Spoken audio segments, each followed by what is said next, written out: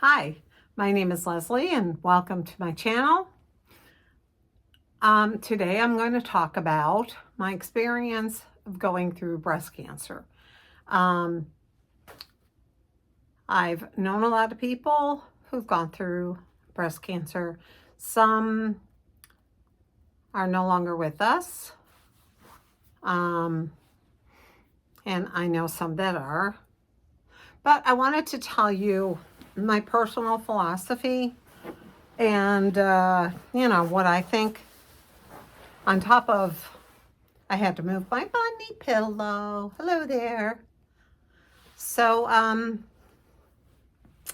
the choices I made were all made for survival. My son at the time was 12 and I was 44. So I was looking at surviving. So what do I have to do for that? And a lot of women that I know are more concerned about their breasts, preserving their breasts and keeping them and, you know, ugh. So anyhow, that's not important when you're looking at your life. So that's not important.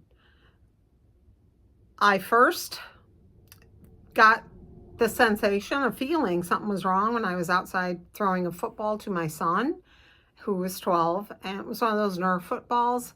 So it didn't require a lot of strength, but, as I took it and threw it, bam, I had pain.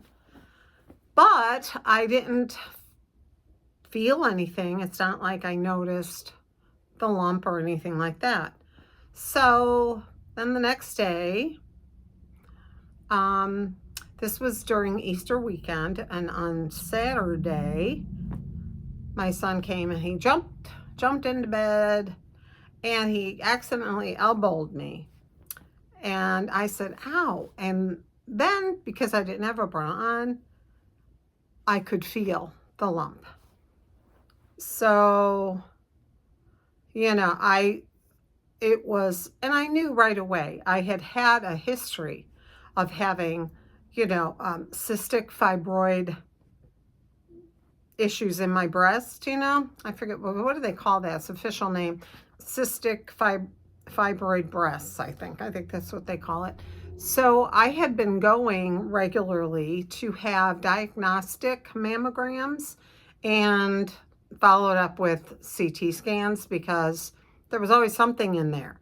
But I knew this time, this is serious because it was rock hard. It was so hard. And I mean, like a rock, feels like a rock. So, yeah, I prayed, and sure, we went to church on Easter and prayed. And then Monday, I went to my doctor. And she said, okay, well, let's see. And she went to stick a needle into it. She was going to pull back and see if it was like another cyst or fibroid or something like that. And then she would send that off to be tested.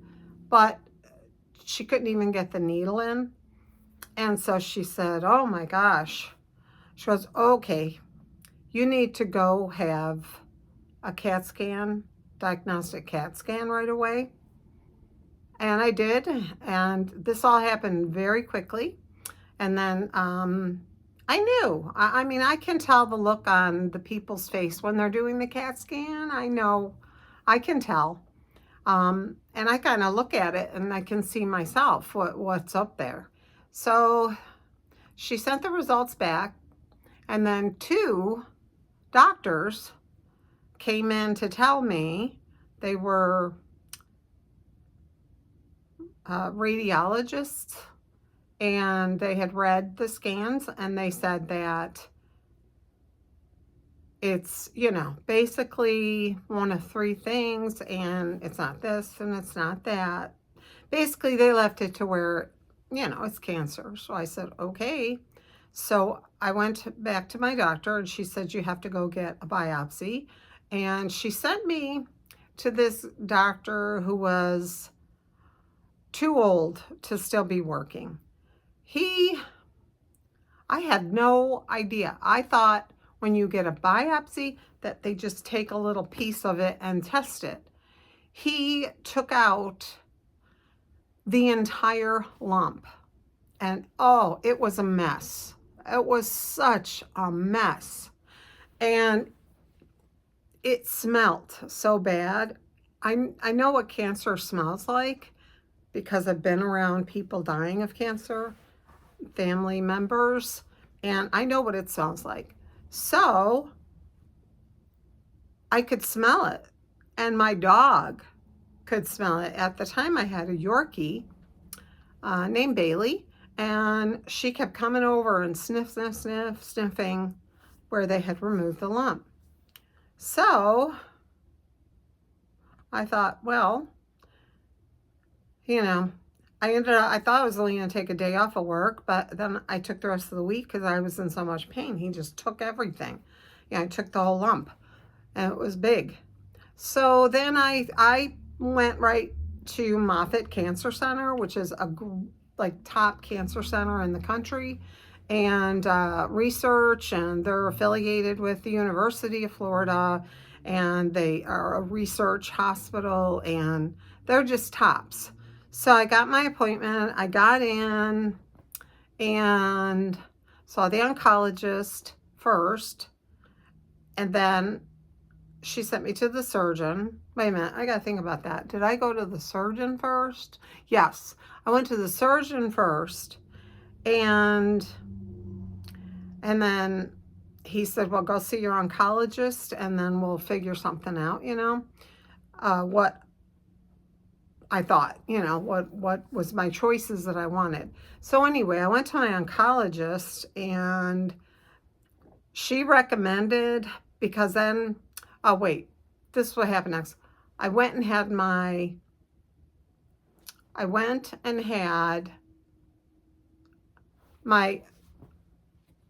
what do you call it?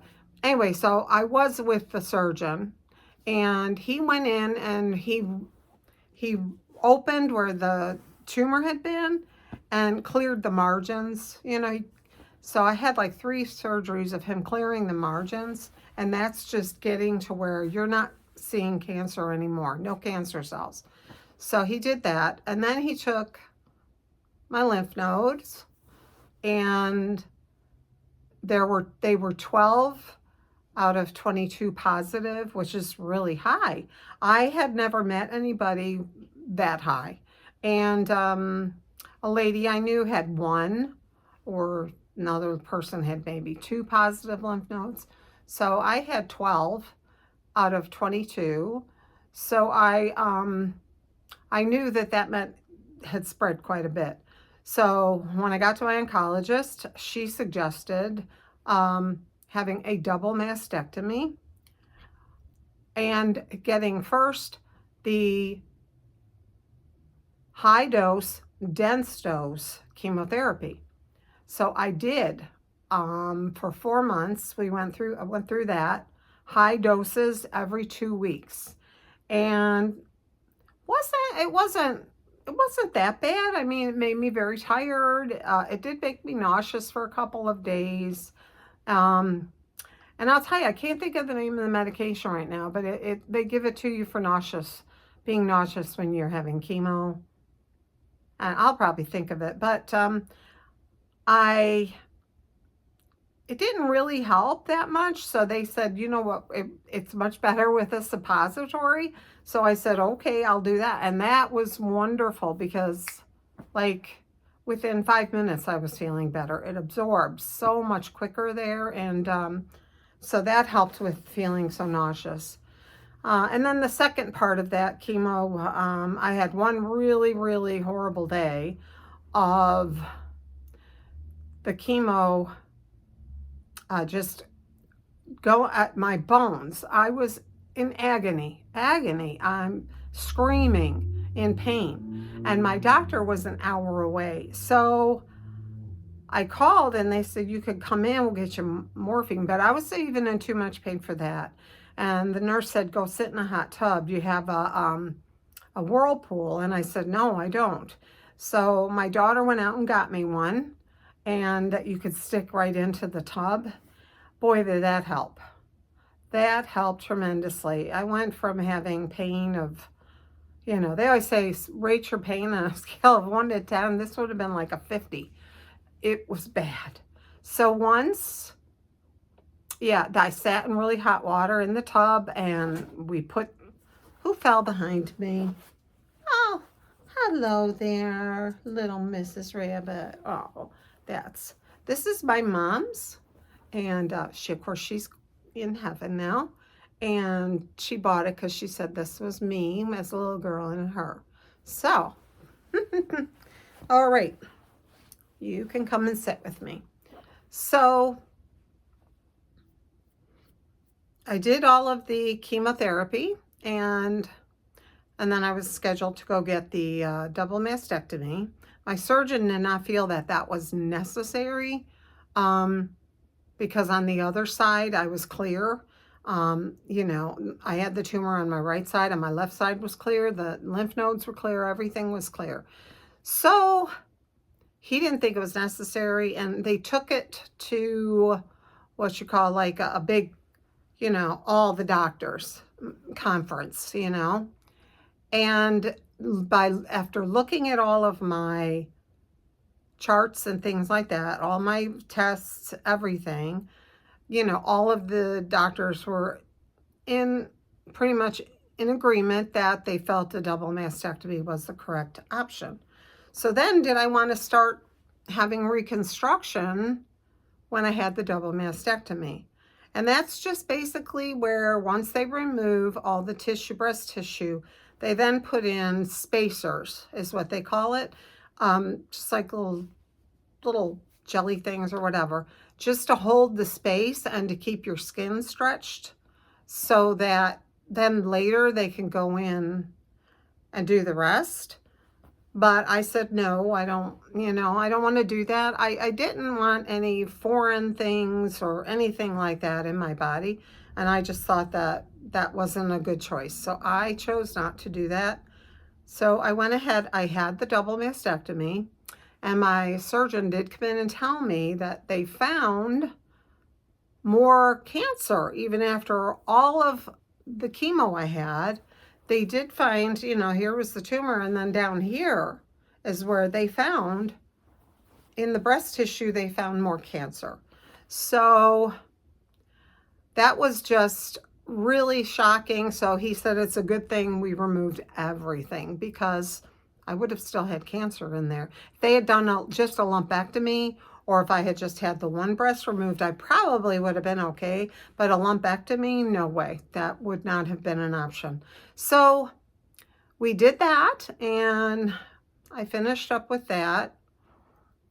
And then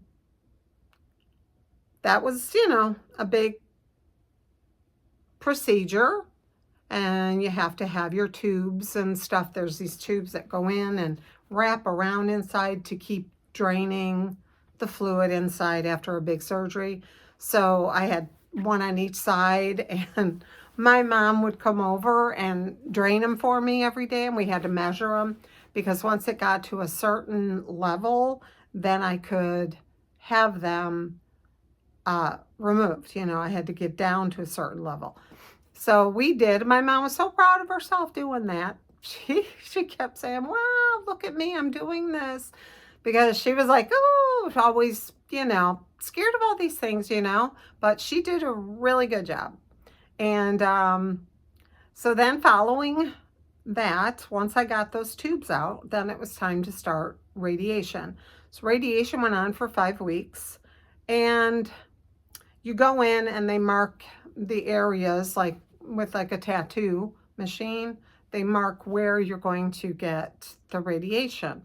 So had a, you know, it was really, I had a great girl who did the radiation, and so that proceeded through 5 weeks. And at that time there was a man there who's very well known here where I live in Florida. And he was there. He 94 years old. He had a big tumor on the side of his neck, and they were trying to shrink it. Being at his age, it wasn't a good idea for him to get chemo or anything like that.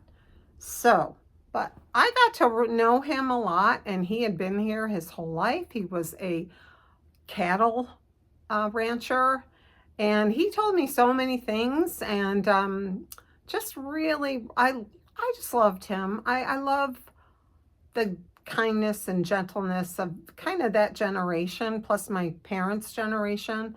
You know, the World War II veterans, you know, just, they were the greatest generation. So, was very, just really loved him, and gave him a Christmas present, because now we're at Christmas, and then we both stopped treatment like on the 2nd or something. Then I went, at this time, my brother was diagnosed with esophageal cancer, and his wife, when hearing the news, had a massive heart attack. She dropped. If she had not been in the hospital getting that news, she would not be here today. But she was in a hospital where they were able to get the paddles and get her back. It took them 3 times, but they got her back. So they put her in a coma, but this was all going on while I was getting my radiation. So once my radiation was done, I was free to go, and I went to visit with my brother and my sister-in-law, and just to offer them now some moral support, since I had finished with my treatment. And I was put on Arimidex instead of tamoxifen. Arimidex is a much better option, because Arimidex kills hormones in your body. And I had a hormone receptive cancer, fast growing. And I even looked at the radiologist asked me if it's so fascinating, your cancer. You want to look through the microscope? I said, okay. So I did, but I have no idea what I'm looking at. And they're like, it's just fascinating the way your cancer moves. Whatever. So, yeah, it was a long journey. I learned so much, and I learned the most important thing is for you to become educated, to learn everything you can, and don't take risks of, well, you know, like a friend of mine, she had her breast removed, but she kept her nipples, which was a huge mistake, because that's where cancer likes to hide. And I'm sure she was told that. However, did she do that? She did not. Very stubborn, and the cancer was back within, I mean, it never left her. She never got rid of it. And next it was in her bones. And, you know, she died within a year after that, or unalived after that, you know. So you have to know what, you have to do your own research, and don't just go by what doctors say. You have to do your own research. You have to think about it yourself, and you've got to get your family involved, and get survivors involved, and you know, you have to be aggressive. I survived. I'm here, and thank God I'm here. However, did the heavy doses of chemo that close together affect me? Yeah, it did. Within 2 years of that, just everything, you know, I'm got type 2 diabetes, high blood pressure, high cholesterol,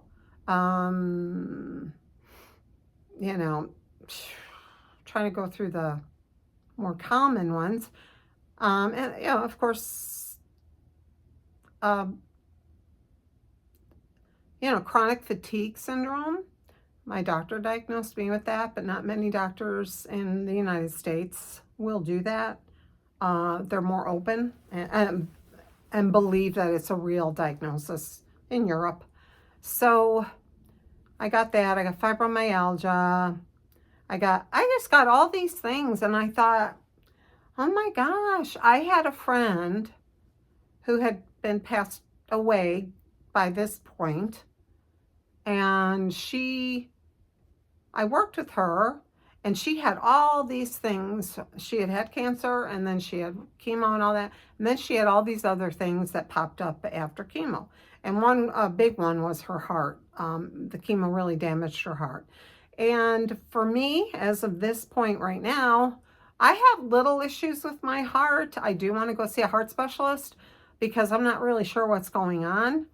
And I haven't had really good medical care for a couple of years. So I'm going to a new doctor now, and hopefully I'll get in to see a cardiologist soon to find out why my heart rate keeps being low, very low, like down at like 50, 52. And it shouldn't be that. So that's too low. My heart rate always used to be at a steady 65 for resting, but not down that low. And I was told, when I told the other doctor I was seeing, he said, well, if it goes below 50 or 40, you better go to the emergency room. So I have damage to my heart because I had rheumatic fever as a child, but they tested my heart prior to chemo and after chemo, and my heart was in good shape at the beginning and stayed in good shape. So I have all these other things. And now my back, my lumbar is, I've got to get the report on that because I gave it to a doctor, and then, I didn't like him, so I didn't go back. But I need to get another copy. But yeah, so it's just like things are collapsing in there. And I really believe it's from the chemo. The doctor I saw, he said, no, it's from sitting. First of all, I'm only sitting right now because I'm doing this video, but I'm not a sitter. I don't like to sit. I like to lay down, one side or the other, but that's always been better for me. Plus, I have slight scoliosis of the spine, so I guess that's just why I prefer to lay down. And in church when I was a kid and you'd have to kneel, I'd always put my butt back on the bench, and my mom, hit you on the back, get up, get up. But it was painful for me to kneel with my back straight up. So anyhow, yeah, and I got through the cancer and it's gone. It has never come back. They have told me I'm cancer free.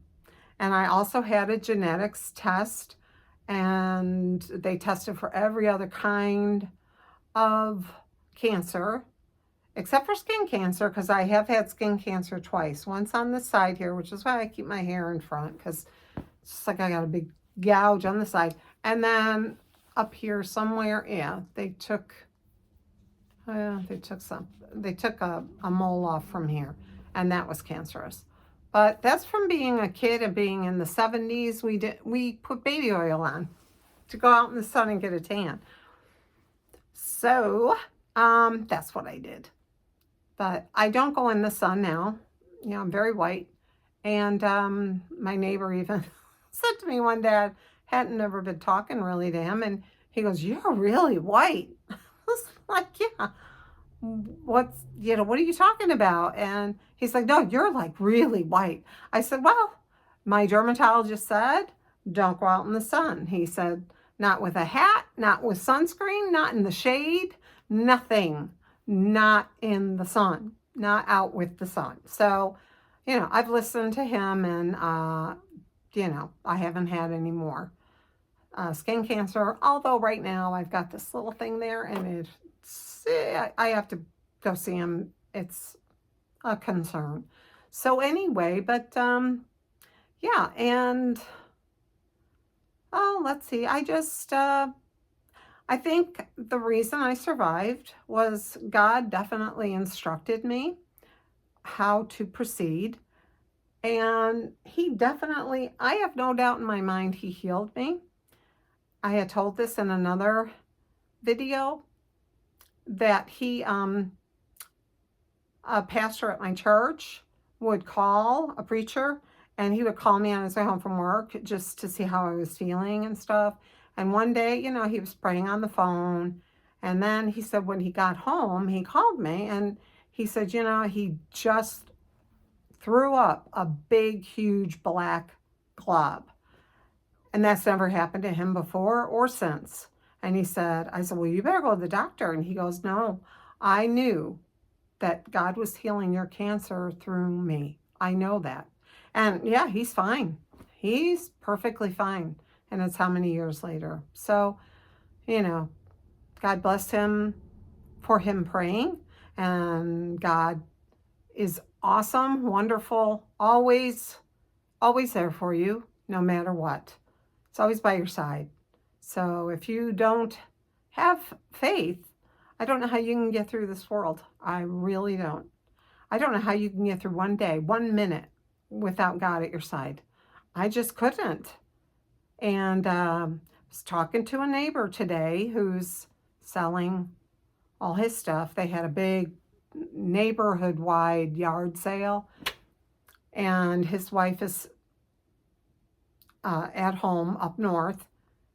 And he, I could just tell he was just really depressed. And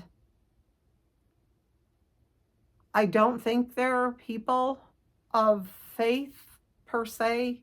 So I guess when you get older and you're facing the end times of your life,